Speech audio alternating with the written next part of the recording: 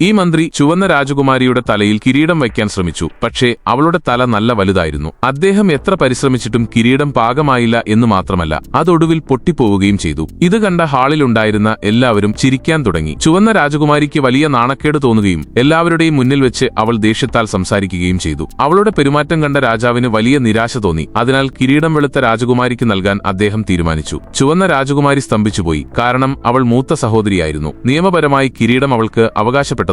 നടന്ന എല്ലാ കാര്യങ്ങൾക്കും അവൾ തന്റെ സഹോദരിയെ കുറ്റപ്പെടുത്തി. കുട്ടിക്കാലത്ത് അവൾ കള്ളം പറഞ്ഞിരുന്നില്ലെങ്കിൽ ഇതൊന്നും സംഭവിക്കില്ലായിരുന്നു. അവർ ചെറുപ്പമായിരുന്നപ്പോൾ വെളുത്ത രാജകുമാരി ഒരു പഴം മോഷ്ടിച്ചു. അമ്മ അറിയാതിരിക്കാൻ അതിന്റെ ബാക്കി ഭാഗങ്ങൾ അവൾ രഹസ്യമായി സഹോദരിയുടെ കട്ടിലിനടിയിലേക്ക് തട്ടിയിട്ടു. ചുവന്ന രാജകുമാരിയാണ് അത് കഴിച്ചതെന്ന് അമ്മ വിശ്വസിച്ചു. സത്യം വെളിപ്പെടുത്താൻ ചുവന്ന രാജകുമാരി തന്റെ സഹോദരിയോട് അപേക്ഷിച്ചെങ്കിലും വെളുത്ത രാജകുമാരി കള്ളം പറയാനാണ് തീരുമാനിച്ചത്. ദേഷ്യം വന്ന ചുവന്ന രാജകുമാരി പുറത്തേക്ക് ഓടിയെങ്കിലും അബദ്ധത്തിൽ തെന്നി വീഴുകയും തല നിലത്ത് ശക്തമായി ഇടിക്കുകയും ചെയ്തു. ആ അപകടത്തിന് ശേഷം അവൾ വളരുന്നതിനനുസരിച്ച് അവളുടെ തലയും പതുക്കെ വലുതാകാൻ തുടങ്ങി. ആളുകൾ അവളെ നിരന്തരം പരിഹസിക്കുമായിരുന്നു. ഇപ്പോൾ രാജാവ് അവൾക്ക് കിരീടം നൽകാൻ വിസമ്മതിച്ചതോടെ അവളുടെ ദേഷ്യം അമിതമാവുകയും തല വീണ്ടും വീർത്ത് വലുതാകാൻ തുടങ്ങുകയും ചെയ്തു. സബ്സ്ക്രൈബ് ചെയ്താൽ നാളെ കാണാം.